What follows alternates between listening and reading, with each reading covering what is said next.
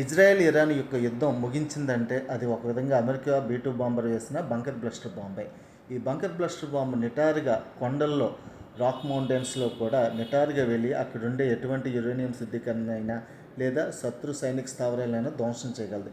ఇది కేవలం B-2 bomber మాత్రమే ప్రయోగించగలదు. అమెరికా వద్ద మాత్రమే ఉంది.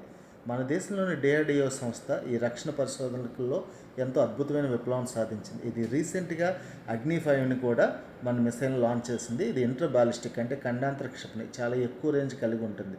ఇప్పుడు ఇంకొక గుడ్ న్యూస్ ఏంటంటే మనం ఈ బంకర్ బ్లస్టర్ బాంబుని తీసుకువెళ్ళగలిగే కెపాసిటీ పరంగా ఈ యొక్క అగ్ని-5 మిసైల్ని డెవలప్ చేసామని DRDO చెప్తుంది. దీంట్లో ఆల్మోస్ట్ ప్రయోగ దశలో ఉందని, ఇది త్వరలో సక్సెస్ అవ్వగలదని న్యూస్లో వస్తున్నాయి. ఇది చాలా ఒక అద్భుతమైన విషయం.